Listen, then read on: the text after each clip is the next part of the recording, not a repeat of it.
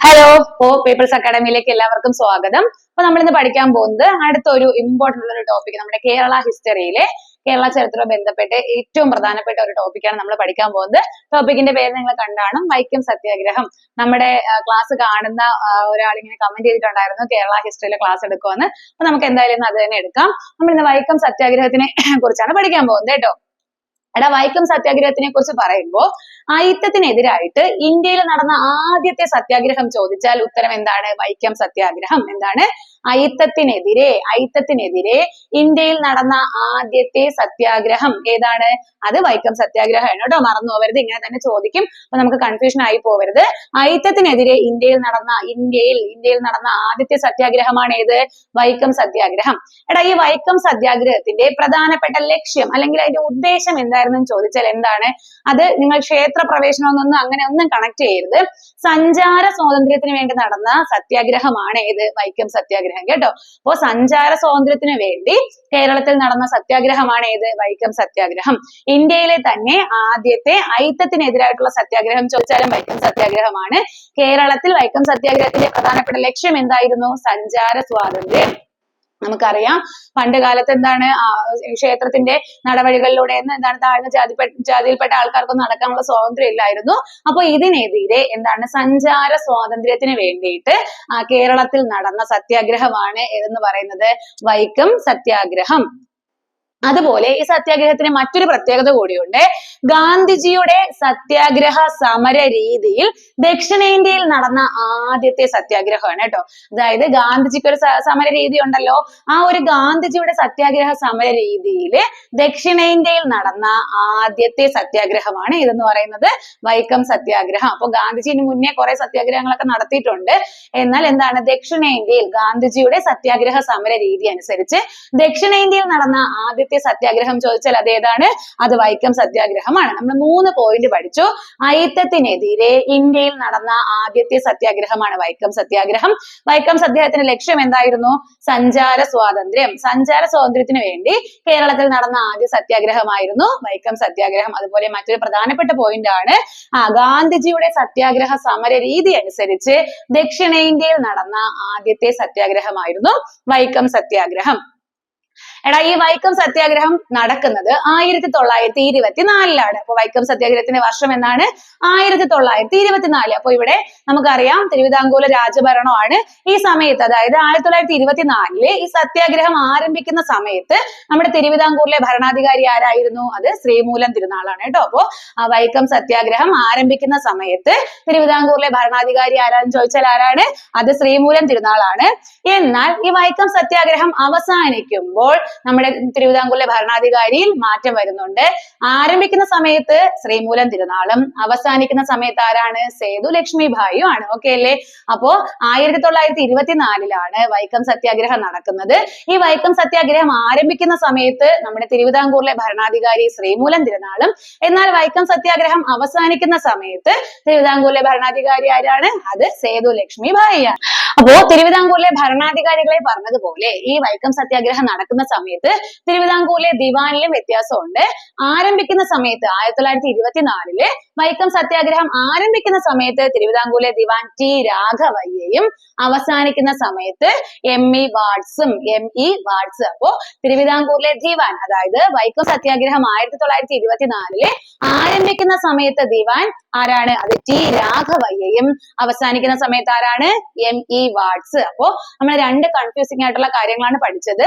വൈക്കം സത്യാഗ്രഹം ആരംഭിക്കുമ്പോൾ തിരുവിതാംകൂറിലെ ഭരണാധികാരി ശ്രീമൂലം തിരുനാൾ, അവസാനിക്കുമ്പോൾ തിരുവിതാംകൂർ ഭരണാധികാരി സേതു ലക്ഷ്മിഭായി.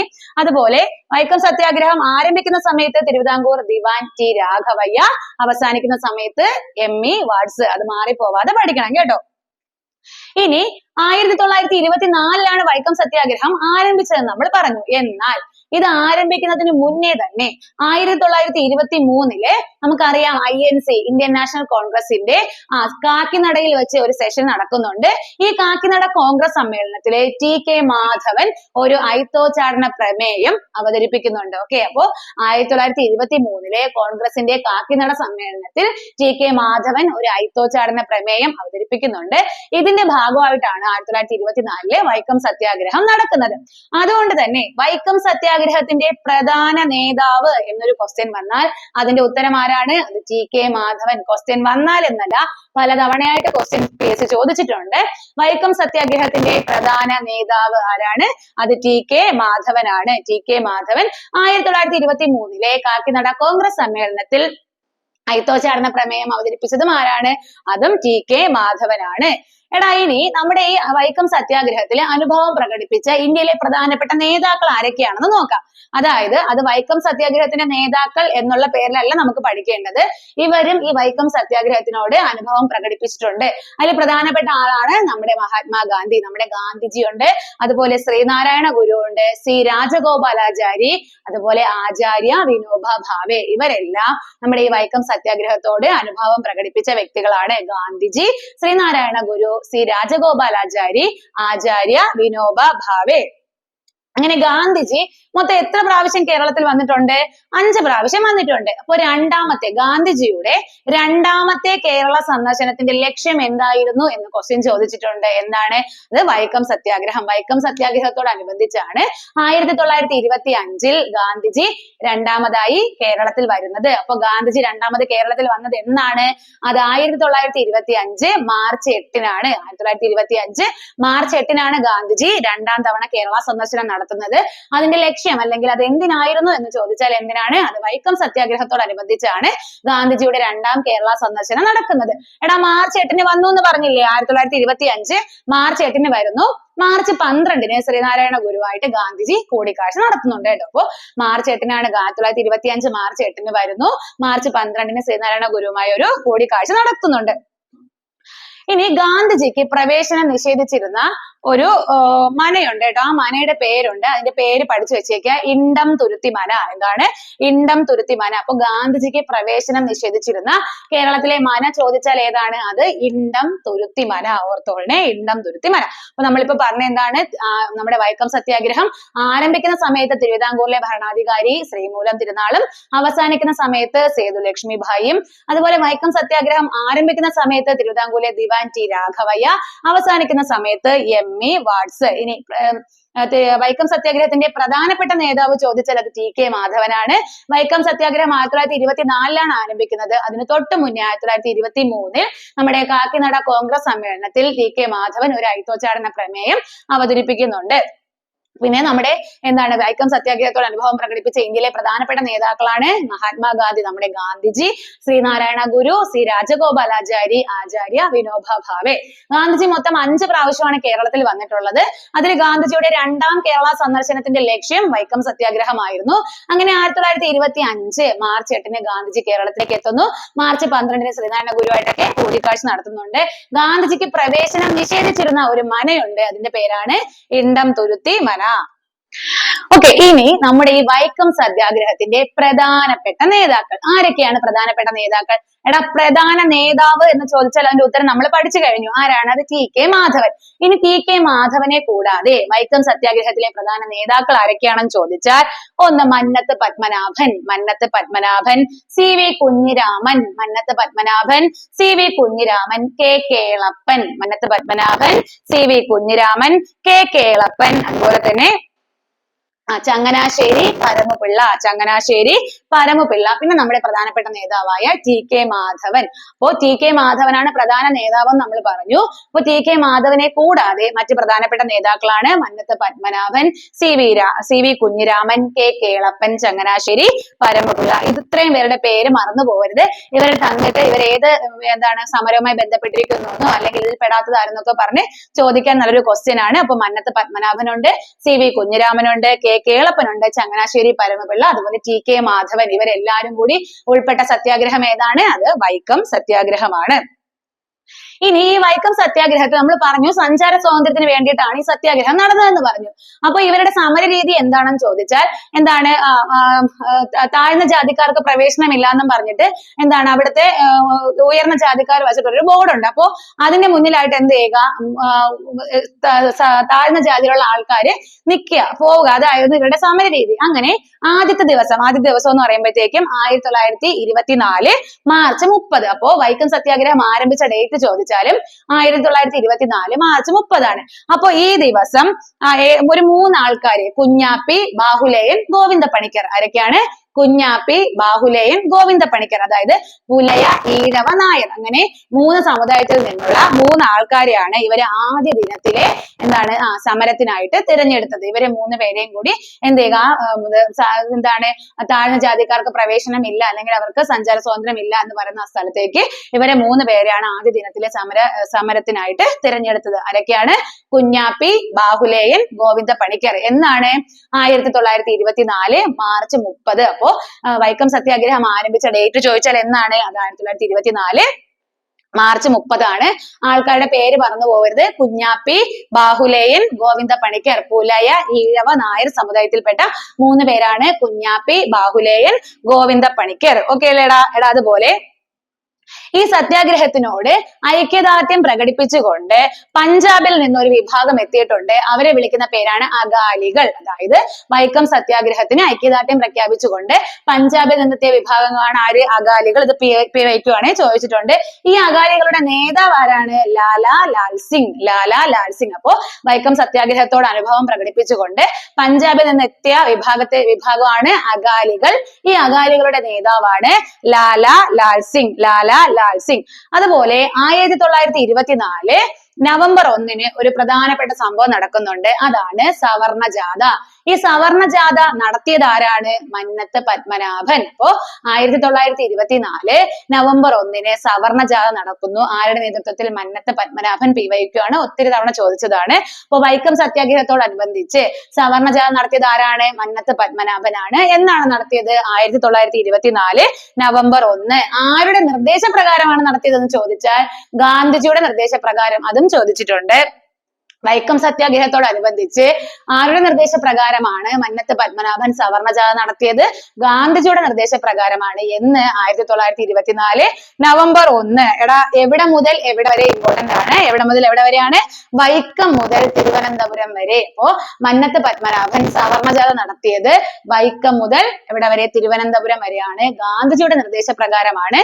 1924 നവംബർ 1. അപ്പൊ നമ്മൾ പറഞ്ഞത് പ്രധാനപ്പെട്ട നേതാക്കളെ നമ്മൾ പറഞ്ഞു. ഇതിൽ പ്രധാന നേതാവാണ് TK മാധവൻ. കൂടാതെ ആരൊക്കെയുണ്ട്? Mannath പത്മനാഭനുണ്ട്, CV Kunhiraman, K Kelappan, Changanassery Paramapillai. അതുപോലെ പറഞ്ഞു എന്താണ് നമ്മുടെ വൈക്കം സത്യാഗ്രഹത്തിന് ഐക്യദാർഢ്യം പ്രകടിപ്പിച്ചുകൊണ്ട് പഞ്ചാബിൽ നിന്നൊരു വിഭാഗം എത്തിയിട്ടുണ്ട്. അവരെ വിളിക്കുന്ന പേരാണ്, അവരെങ്ങനെ അറിയപ്പെടുന്നു? അകാലികൾ. അവരുടെ നേതാവാണ് ലാലാ ലാൽ സിംഗ്. ലാലാ ലാൽ സിംഗ്. ഇനി ആദ്യ ദിനം അതായത് 1924 മാർച്ച് 30 ആദ്യ ദിനത്തിൽ ഇവര് സമരരീതിയായിട്ട് തിരഞ്ഞെടുത്ത് 3 പേരെ അങ്ങോട്ടേക്ക് അയക്കുന്നുണ്ട്. ആ 3 പേര് ആരൊക്കെയാണ്? കുഞ്ഞാപ്പി, ബാഹുലേയൻ, ഗോവിന്ദ പണിക്കർ. കുഞ്ഞാപ്പി, ബാഹുലേയൻ, ഗോവിന്ദ പണിക്കർ. 1924 നവംബർ 1 വൈക്കം സത്യാഗ്രഹത്തിന് അനുബന്ധിച്ച് എന്ത് നടത്തുന്നു? സവർണ ജാഥ നടത്തുന്നു. ഗാന്ധിജിയുടെ നിർദ്ദേശപ്രകാരമാണ് ഈ സവർണ ജാഥ നടത്തുന്നത്. ആരാണ്? മന്നത്ത് പത്മനാഭൻ. 1924 നവംബർ 1 വൈക്കം മുതൽ തിരുവനന്തപുരം വരെ. അതുപോലെ സവർണ ജാഥ നമ്മൾ പറഞ്ഞു, മന്നത്ത് പത്മനാഭൻ. അതുപോലെ 2 കൂടി ഉണ്ട്.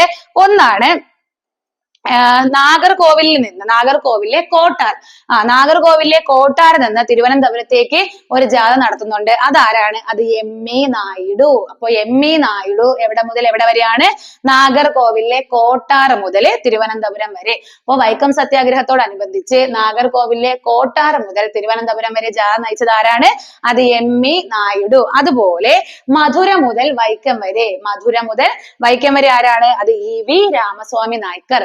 EV രാമസ്വാമി നായ്ക്കർ മധുര മുതൽ വൈക്കം വരെയും നാഗർകോവിലെ കോട്ടാർ മുതൽ തിരുവനന്തപുരം വരെ ME നായിഡു. ഇത് 3ഉം വൈക്കം സത്യാഗ്രഹത്തോടനുബന്ധിച്ച് നടത്തിയതാണ്. ഒന്ന് സവർണ ജാഥ, മന്നത്ത് പത്മനാഭൻ എവിടെ മുതൽ എവിടെ വരെ? വൈക്കം മുതൽ തിരുവനന്തപുരം വരെ. അടുത്ത് നാഗർകോവിലെ കോട്ടാർ മുതൽ തിരുവനന്തപുരം വരെ ആരാണ്? ME നായിഡു. അതുപോലെ മധുര മുതൽ വൈക്കം വരെ EV രാമസ്വാമി നായ്ക്കർ. അപ്പൊ EV രാമസ്വാമി നായ്ക്കരെ കുറിച്ച് പറഞ്ഞപ്പോ നമുക്കറിയാം അദ്ദേഹത്തെ എങ്ങനെയാ തമിഴ് സാമൂഹിക പരിഷ്കർത്താവാണ് ആരെന്ന് പറയുന്നത് ഈ EV രാമസ്വാമി നായ്ക്കർ. അദ്ദേഹത്തെ അറിയപ്പെടുന്നത് എങ്ങനെയാണ്? പെരിയോർ, അതുപോലെ വൈക്കം ഹീറോ എന്നൊക്കെ അറിയപ്പെടുന്നത് ആരെയാണ്? EV രാമസ്വാമി നായ്ക്കരാണ്. അപ്പൊ ഈ EV രാമസ്വാമി നായ്ക്കർ വൈക്കം സത്യാഗ്രഹത്തോടനുബന്ധിച്ച് വൈക്കം മുതൽ അതുപോലെ മധുര മുതൽ വൈക്കം വരെ ജാഥ നടത്തിയ വ്യക്തിയാണ്. അദ്ദേഹത്തെ പെരിയോർ എന്നും അതുപോലെ വൈക്കം ഹീറോ എന്നും അറിയപ്പെടുന്നു.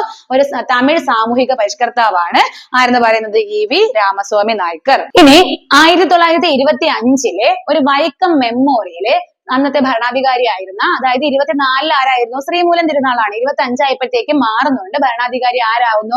സേതു ലക്ഷ്മി ഭായി ആയി മാറുന്നുണ്ട്. അപ്പോ ഈ വൈക്കം മെമ്മോറിയൽ സേതു ലക്ഷ്മി ഭായിക്ക് 1925 സമർപ്പിക്കുന്നുണ്ട്. അത് ആരാണ് അതിന് നേതൃത്വം കൊടുത്തതെന്ന് ചോദിച്ചാൽ നമ്മൾ നേരത്തെ പറഞ്ഞ നേതാക്കളിൽ ഒരാളാണ് ചങ്ങനാശ്ശേരി പരമപിള്ള. അപ്പോ 1925 ഒരു വൈക്കം മെമ്മോറിയൽ അന്നത്തെ ഭരണാധികാരിയായിരുന്ന സേതു ലക്ഷ്മി ഭായിക്ക് സമർപ്പിക്കുന്നുണ്ട്. ഇതിന് നേതൃത്വം കൊടുത്തത് ആരാണ്? ചങ്ങനാശ്ശേരി പരമപിള്ള. ചോദിക്കാം, വൈക്കം മെമ്മോറിയൽ സേതു ലക്ഷ്മി ഭായിക്ക് സമർപ്പിക്കാൻ നേതൃത്വം കൊടുത്ത വ്യക്തി ആരാണ്? അത് ചങ്ങനാശ്ശേരി പരമപിള്ള. എടാ, അങ്ങനെ ഇതിന്റെയൊക്കെ ഭാഗമായിട്ട് 1925 നവംബർ 23 1925 നവംബർ 23 നമ്മുടെ ഈ സത്യാഗ്രഹം എന്ത് ചെയ്യുന്നുണ്ട്?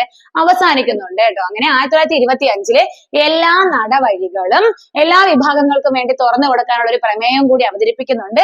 ആ പ്രമേയം അവതരിപ്പിച്ചത് N കുമാരനാണ്. അപ്പോൾ ആദ്യം 1925 വൈക്കം മെമ്മോറിയൽ സേതുലക്ഷ്മി ഭായിക്ക് സമർപ്പിക്കുന്നുണ്ട്. അതിന് നേതൃത്വം കൊടുത്തത് ആരാണ്? അത് ചങ്ങനാശ്ശേരി പരമപിള്ളയാണ്. അതേ വർഷം തന്നെ 1925 എല്ലാ നടവഴിയും എല്ലാവർക്കും വേണ്ടി തുറന്നു കൊടുക്കണമെന്നും പറഞ്ഞിട്ട് എന്ത് ചെയ്യുന്നുണ്ട്? ഒരു പ്രമേയം അവതരിപ്പിക്കുന്നു. ആ അവതരിപ്പിക്കുന്നത് ആരാണ്? അത് N കുമാരനാണ്. ഈ N കുമാരനെ നിങ്ങൾക്ക് ഓർമ്മ കാണും. അത് നമുക്ക് പഠിക്കാം. ഇപ്പോഴല്ല, അടുത്ത ക്ലാസ്സിൽ പഠിക്കാം. അതിന്റെ സന്ദർഭത്തിൽ പഠിക്കാം. അപ്പൊ 1925 ഒന്ന് വൈക്കം മെമ്മോറിയൽ സേതുലക്ഷ്മി ഭായിക്ക് കൊടുക്കുന്നുണ്ട്. അതിന് നേതൃത്വം കൊടുത്തത് ചങ്ങനാശ്ശേരി പരമപിള്ളയും. 1925 എല്ലാ നടവഴികളും എല്ലാവർക്കും വേണ്ടി തുറന്നു കൊടുക്കണം എന്ന് ഒരു പ്രമേയം അവതരിപ്പിക്കുന്നുണ്ട്. അത് N കുമാരൻ. അങ്ങനെ ഇതിന്റെയൊക്കെ ഭാഗമായിട്ട് 1925 നവംബർ 23 കിഴക്കേ നട ഒഴികെയുള്ള എല്ലാ വഴികളും എല്ലാ വിഭാഗക്കാർക്കുമായി തുറന്നു കൊടുത്തുകൊണ്ട് നമ്മുടെ സേതു ലക്ഷ്മി ഭായി എന്ത് ചെയ്യുന്നു? പ്രഖ്യാപിക്കുന്നു. 1925 നവംബർ 23. അപ്പോഴും ഒരു പ്രശ്നമുണ്ട്. കിഴക്കേ നട മാത്രം എന്ത് ചെയ്തില്ല? എല്ലാ വിഭാഗക്കാർക്കും സഞ്ചാര സ്വാതന്ത്ര്യം കൊടുത്തില്ല. കിഴക്കേ നട ഒഴികെയുള്ള എന്താണ് എല്ലാ സ്ഥലത്തിലൂടെയും എല്ലാ വിഭാഗക്കാർക്കും സഞ്ചരിക്കാനുള്ള സ്വാതന്ത്ര്യം കൊടുത്തുകൊണ്ട് സേതു ലക്ഷ്മി ഭായി എന്ത് ചെയ്യുന്നു? ഒരു വിളംബരം പുറപ്പെടുവിക്കുന്നു. അങ്ങനെ 1925 നവംബർ 23 വൈക്കം സത്യാഗ്രഹം എന്ത് ചെയ്യുന്നു? അവസാനിക്കുന്നു. 1925 നവംബർ 23 ഈ വൈക്കം സത്യാഗ്രഹം അവസാനിക്കുന്നു. ഈ വൈക്കം സത്യാഗ്രഹത്തിലെ ആദ്യത്തെ രക്തസാക്ഷി എന്ന് ചോദിച്ചാൽ, അല്ലെങ്കിൽ വൈക്കം സത്യാഗ്രഹത്തിലെ രക്തസാക്ഷി ആരാണെന്ന് ചോദിച്ചാൽ ആരാണ്? അത് ചിറ്റേടത്ത് ശങ്കുപിള്ള. ആരാണ്? ചിറ്റേടത്ത് ശങ്കുപിള്ള. അപ്പൊ ചോദിക്കാം, അങ്ങനെ ഒരുപാട് കണ്ടിട്ടില്ല. വൈക്കം സത്യാഗ്രഹത്തിലെ രക്തസാക്ഷി ആരാണ്? ചിറ്റേടത്ത് ശങ്കുപിള്ള. ചിറ്റേടത്ത് ശങ്കുപിള്ള.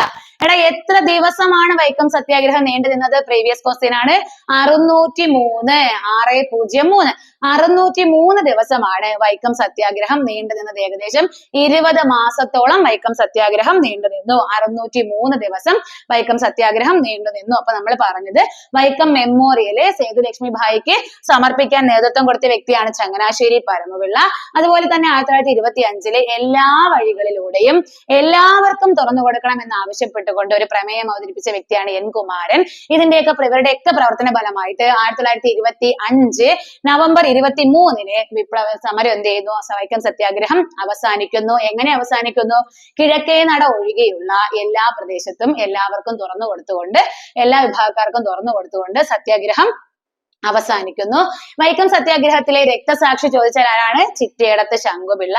603 ദിവസമാണ് വൈക്കം സത്യാഗ്രഹം നീണ്ടു നിന്നത്. അത് ഏകദേശം 20 മാസത്തോളം വൈക്കം സത്യാഗ്രഹം നീണ്ടു നിന്നു. അങ്ങനെ നമ്മൾ പറഞ്ഞില്ലേ കിഴക്കേ നട മാത്രം തുറന്നില്ല എന്ന്. എന്നാൽ 1928 ഏകദേശം 3 വർഷം കഴിഞ്ഞ് 24 തുടങ്ങിയതാണ്, 25 അവസാനിച്ചു. അതിനുശേഷവും ഒരു 3 വർഷത്തിന് ശേഷം 1928 എല്ലാ വിഭാഗം ജനങ്ങൾക്കും എല്ലാ പൊതുനിരത്തും തുറന്നു കൊടുത്തു. അതെന്നാണ്? അത് 1928 എല്ലാ പൊതുനിരത്തും എല്ലാവർക്കും തുറന്നു കൊടുത്തത് എന്നാണ്? അത് 1928 എന്നാൽ 1925 നവംബർ 23 വിപ്ലവം അവസാനിക്കുമ്പോൾ, സമരം അവസാനിക്കുമ്പോഴത്തേക്കും കിഴക്കേ നട എന്ത് ചെയ്തിട്ടില്ല? തുറന്നു കൊടുത്തില്ല. എന്നാൽ എല്ലാ പൊതുവഴിയും എല്ലാ വിഭാഗങ്ങൾക്കും വേണ്ടിയിട്ട് തുറന്നു കൊടുത്തത് എന്നാണ്? അത് 1928. അങ്ങനെ 1925 നവംബർ 23 സത്യാഗ്രഹം അവസാനിക്കുന്നു. കിഴക്കേ നട ഒഴികെയുള്ള എല്ലാ ഭാഗവും എല്ലാവർക്കും വേണ്ടി തുറന്നു കൊടുക്കുന്നു. ആദ്യത്തെ രക്തസാക്ഷിയായി ചിറ്റേടത്ത് ശങ്കുപിള്ള മാറുന്നു. 603 ദിവസമാണ് സത്യാഗ്രഹം നീണ്ടു നിന്നത്. ഏകദേശം 20 മാസം. 1928 ആയപ്പോഴേക്കും ഈ എല്ലാ നിരത്തുകളും എല്ലാവർക്കും വേണ്ടി തുറന്നു കൊടുത്തുകൊണ്ട് സത്യാഗ്രഹം പൂർണ്ണമായിട്ട് എന്ത് ചെയ്യുന്നു? അവസാനിക്കുന്നത്. സത്യാഗ്രഹം 25 അവസാനിക്കും. എന്നാൽ എല്ലാ നിരത്തും എല്ലാവർക്കും വേണ്ടി തുറന്നു കൊടുക്കുന്നത് എന്നാണ്? അത് 1928. അത് കഴിഞ്ഞ് നമുക്ക് നോക്കാനുള്ളത് വൈക്കം മെമ്മോറിയൽ ഒരു പോസ്റ്റൽ കവർ പുറത്തിറക്കുന്നുണ്ട്. അത് 2021 2021 ഏകദേശം എന്താണ് 1924 വൈക്കം സത്യാഗ്രഹം നടക്കുന്നത്. ഏകദേശം 100 വർഷത്തോട് അടുക്കാറാകുന്ന സമയത്ത് 2021 വൈക്കം മെമ്മോറിയൽ എന്ത് പുറത്തിറക്കുന്നത്? Postal cover പുറത്തിറക്കുന്നത്. ഇനി നമ്മൾ പറഞ്ഞില്ലേ നമ്മുടെ ശ്രീനാരായണ ഗുരു ഇതിന് അനുഭവം പ്രകടിപ്പിച്ച വ്യക്തിയാണെന്ന്. അപ്പോൾ അദ്ദേഹത്തിന്റെ ശിഷ്യന്മാർ 2 പേര് പങ്കെടുത്തിട്ടുണ്ടായിരുന്നു, സ്വാമി സത്യവ്രതനും അതുപോലെ കോട്ടകോയിക്കൽ വേലായുധനും. അപ്പോൾ വൈക്കം സത്യാഗ്രഹത്തിൽ പങ്കെടുത്ത ശ്രീനാരായണ ഗുരുവിന്റെ ശിഷ്യന്മാർ ആരൊക്കെയാണ്? സ്വാമി സത്യവ്രതനും കോട്ടകോയിക്കൽ വേലായുധനും. സ്വാമി സത്യവ്രതനും കോട്ടകോയിക്കൽ വേലായുധനും. അതുപോലെ ഗാന്ധിജിയുടെ നിർദ്ദേശപ്രകാരം നിരീക്ഷകൻ എന്ന നിലയിൽ വൈക്കം സത്യാഗ്രഹം സന്ദർശിച്ച ഒരു വ്യക്തിയുണ്ട്, അതാണ് ആചാര്യ വിനോബ ഭാവെ. അപ്പോ ഗാന്ധിജിയുടെ നിർദ്ദേശപ്രകാരം എങ്ങനെ നിരീക്ഷകൻ എന്ന പേരിൽ വൈക്കം സത്യാഗ്രഹത്തിൽ പങ്കെടുത്ത് അതിൽ നിരീക്ഷിച്ച ഒരു വ്യക്തിയാണ് ആചാര്യ വിനോബ ഭാവെ. അപ്പോൾ വൈക്കം സത്യാഗ്രഹത്തിൽ പങ്കെടുത്ത ശ്രീനാരായണ ഗുരുവിന്റെ ശിഷ്യന്മാർ ആരൊക്കെയാണ്? അത് സ്വാമി സത്യവ്രതനും കോട്ടകോയിക്കൽ വേലായുധനും. ഇനി ഗാന്ധിജിയുടെ നിർദ്ദേശപ്രകാരം നിരീക്ഷകൻ എന്ന നിലയിൽ വൈക്കം സത്യാഗ്രഹത്തിൽ പങ്കെടുത്ത വ്യക്തിയാണ് ആചാര്യ വിനോബ ഭാവെ. ഇനി ഈ വൈക്കം സത്യാഗ്രഹത്തിന് നമ്മൾ നിവേദനം ഉണ്ട് കേട്ടോ. അപ്പൊ ഈ വൈക്കം സത്യാഗ്രഹ നിവേദനത്തിൽ ഒപ്പുവച്ചവരുടെ എണ്ണം 23,000 പേരാണ്. അപ്പോൾ വൈക്കം സത്യാഗ്രഹ നിവേദനത്തിൽ ഒപ്പുവച്ചവർ എത്ര പേരാണ്? 23,000 പേരാണ് വൈക്കം സത്യാഗ്രഹ നിവേദനത്തിൽ ഒപ്പുവയ്ക്കുന്നത്. ഇനി വൈക്കം സത്യാഗ്രഹത്തിന്റെ സ്മാരകം സ്ഥിതി ചെയ്യുന്നത് എവിടെയാണ്? അത് വൈക്കത്താണ് കേട്ടോ. വൈക്കം സത്യാഗ്രഹത്തിന്റെ സ്മാരകം സ്ഥിതി ചെയ്യുന്നത് വൈക്കത്താണ്. അപ്പൊ നമ്മൾ പറഞ്ഞു വൈക്കം മെമ്മോറിയല് എന്താണ് പോസ്റ്റൽ കവർ പുറത്തിറക്കിയത് 2021.